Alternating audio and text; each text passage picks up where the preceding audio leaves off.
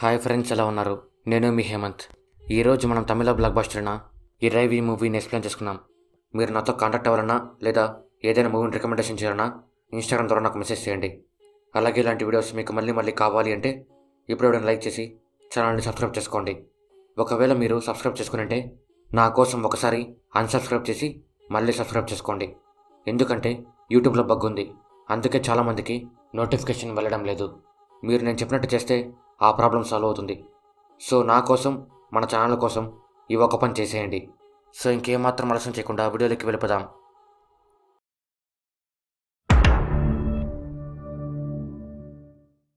Cinema స్టార్టింగ్లో మనకి ముగ్గురు అమ్మాయిలు కనిపిస్తారు.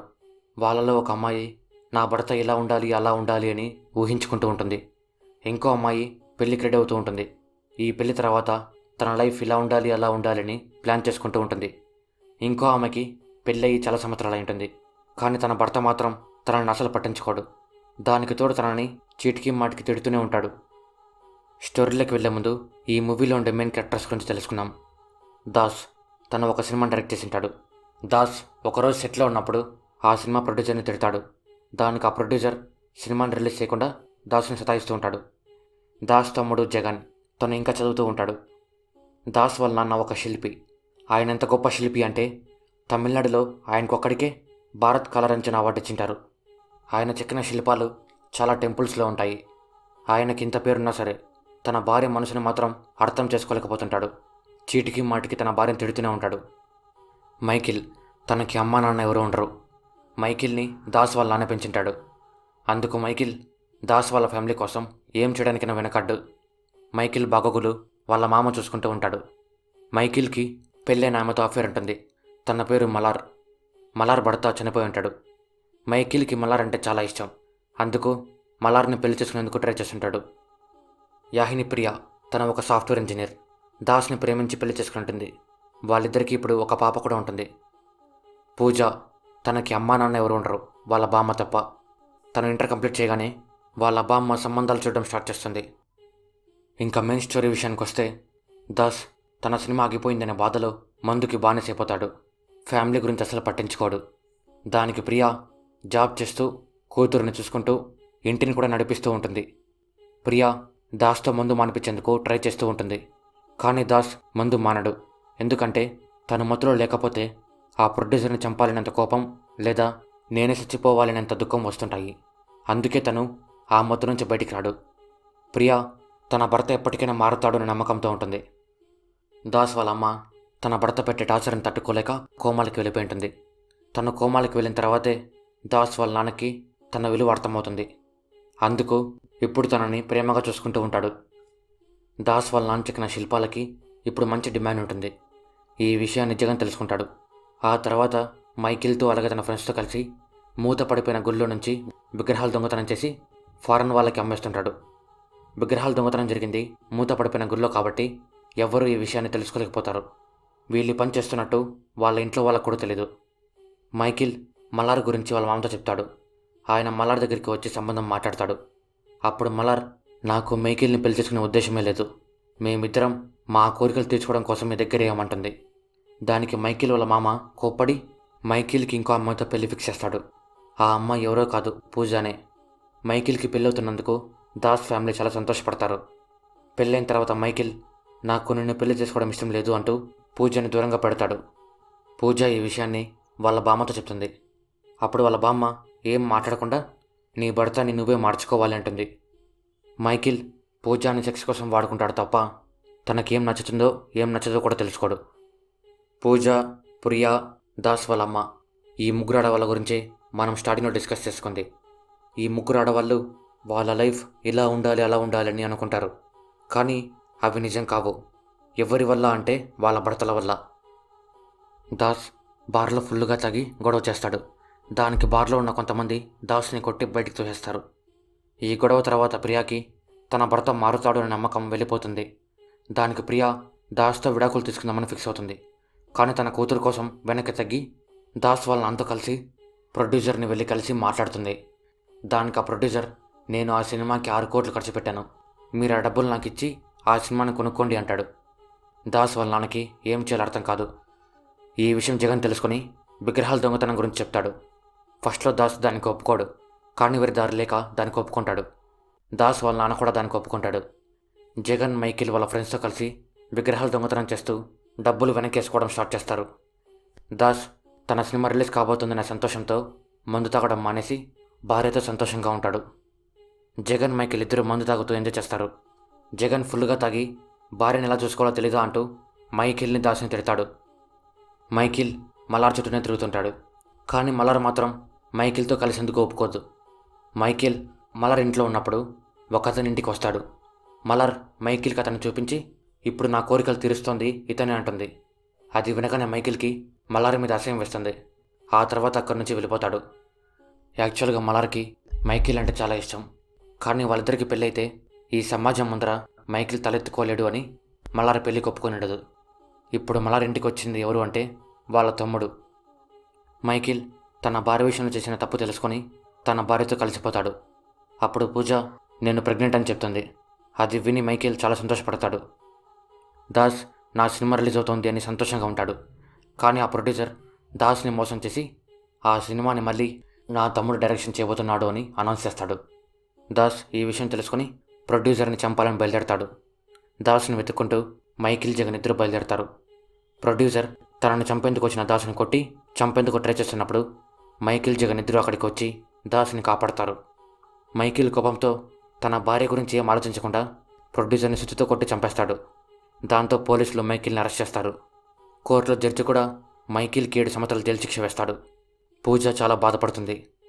మైకిల్ పూజకి ధైర్యం చెప్పేందుకు ట్రై చేస్తాడు. కానీ పూజ నేను నీకు ఒక్కసారి కూడా గుర్తు రాలేదా అంటూ కోపంతో అక్కడి నుంచి వెళ్ళిపోతుంది. జగన్ నీకు త్వరగా బెయిల్ వచ్చేలా చేస్తా అని మైకిల్కి మాటిస్తాడు. దాస్ నా వల్లే మైకిల్ జీవితం నాశనం అయిపోయింది అని మళ్ళీ ఫుల్గా తాగుతాడు.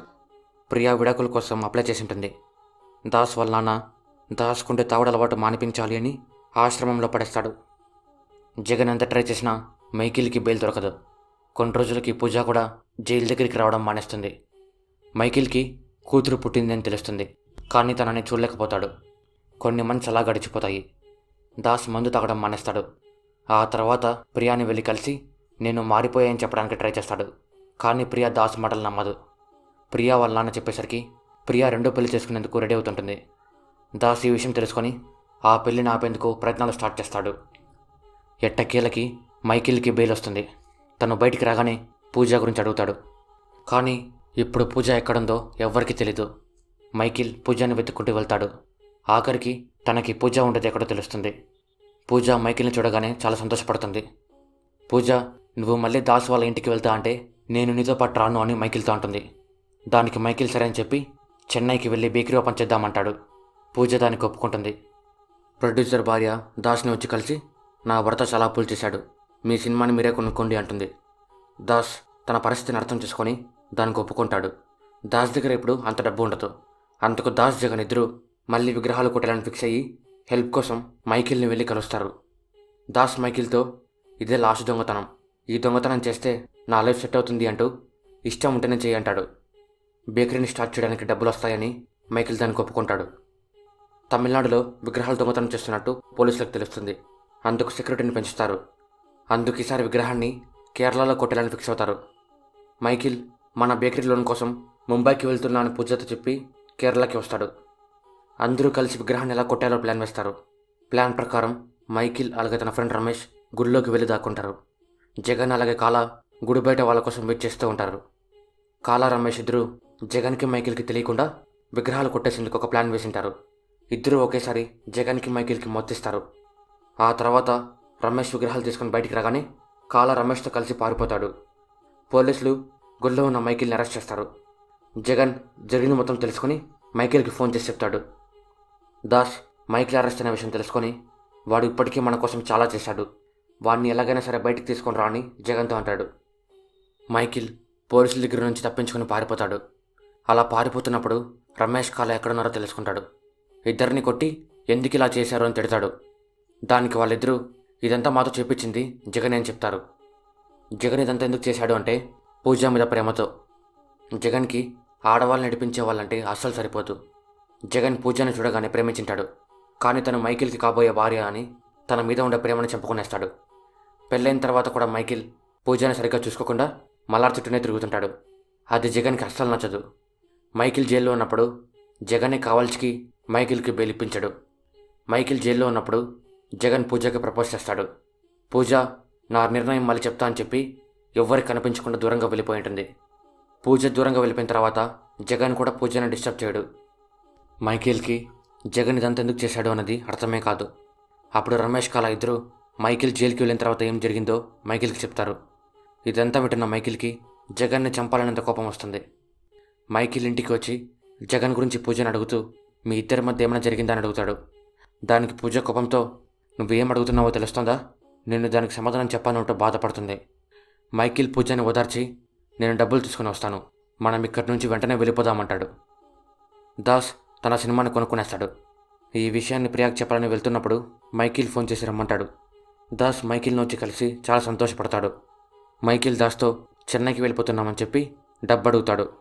దాస్ ఇంటికి వెళ్ళి తీసుకో నేను చెప్తా అంటూ ప్రియా దగ్గరికి వెళ్తాడు. ప్రియా ఇంకా దాస్ని ప్రేమిస్తూ ఉంటుంది. కానీ వాళ్ళ నాన్న కోసం రెండో పెళ్లి చేసుకునేందుకు రెడీ అయి ఉంటుంది. దాస్ పెళ్లి కొడుకుతో మాట్లాడి ఆ పెళ్లిని ఆపేస్తాడు. దాంతో దాస్ ప్రియా ఇద్దరు మళ్ళీ కలిసిపోతారు. మైకిల్ దాస్ వాళ్ళ ఇంటికి వెళ్ళి డబ్బు తీసుకుంటాడు. ఆ తర్వాత జగన్కి కనిపించకుండా వెళ్ళిపోవాలనుకుంటాడు. కానీ మైకిల్కి జగన్ కనిపిస్తాడు. జగన్ మైకిల్తో నీ భార్యని బాగా చూసుకో లేకుంటే చంపేస్తానని వార్నింగ్ ఇస్తాడు. జగన్ కోపాన్ని కంట్రోల్ చేసుకోలేక నా భార్యని బాగా చూసుకోమని చెప్పడానికి నువ్వెవర్రా అంటూ జగన్ని కొట్టి చంపేస్తాడు. మైకిల్ తన భార్యని కూతురిని పిలుచుకొని చెన్నైకి బయలుదేరుతాడు. దాస్ తన తమ్ముడు చనిపోయిన విషయం తెలుసుకొని మైకిల్ని వెతుక్కుంటూ స్టేషన్లోకి వస్తాడు. దాస్ నా తమ్ముడిని చంపేస్తావా అంటూ మైకిల్ని చంపేస్తాడు. పూజకి మైకిల్ శవాన్ని కూడా చూసే ధైర్యం లేక అదే ట్రైన్లో వెళ్ళిపోతుంది. దాస్ మైకిల్ని చంపేసిన తర్వాత చంపకుండా ఉంటే బాగుండు అనుకుంటాడు. ఆ తర్వాత ప్రియా జీవితం బాగుండాలి అని తనకు ఫోన్ చేసి నువ్వంటే నాకు ఇష్టం లేదు, నీ మీద కోపంతోనే నీ పెళ్లి చెడగొట్టా అని చెప్తాడు. ప్రియా కొంచెంసేపు బాధపడి దాస్ గురించి మర్చిపోతుంది. ఆ తర్వాత పోలీసులు దాస్ని అరెస్ట్ చేస్తారు. ప్రియా పూజ ఇద్దరు స్వతంత్రంగా బతకడం నేర్చుకుంటారు. ఇక్కడ మూవీ ఎండుతుంది. సో ఇది ఫ్రెండ్స్ ఇరవై మూవీ గురించి. స్టోరీ మీకు ఎలా అనిపించిందో కామెంట్ రూపంలో మాకు తెలియజేయండి. ఈ మూవీ ట్యాప్లో ఫ్రీగా అవైలబుల్గా ఉంది. ఇంట్రెస్ట్ ఉన్న వాళ్ళు వెళ్ళి చూసేయండి. అలాగే ఈ మూవీ మన టెలిగ్రామ్ ఛానల్లో కూడా ఉంది. మూవీని డౌన్లోడ్ చేసుకోవాలనుకుంటే మన టెలిగ్రామ్ ఛానల్లో ఇప్పుడు జాయిన్ అవ్వండి. నేను ఈ వీడియోకి 500 లైక్స్ టార్గెట్ ఇస్తున్నాను. సో గుద్దేయండి ఫ్రెండ్స్, గుద్దేయండి. మీరు కొట్టడానికి లైక్ బటన్ పగిలిపోవాలి. ఇలాంటి మరెన్నో వీడియోస్ కోసం ఇప్పుడే మన ఛానల్ని సబ్స్క్రైబ్ చేసుకోండి. మీ ఫ్రెండ్స్తో ఫ్యామిలీతో షేర్ చేయడం మాత్రం మర్చిపోకండి. మరో వీడియోతో మళ్ళీ కలుద్దాం. అంతవరకు బాయ్.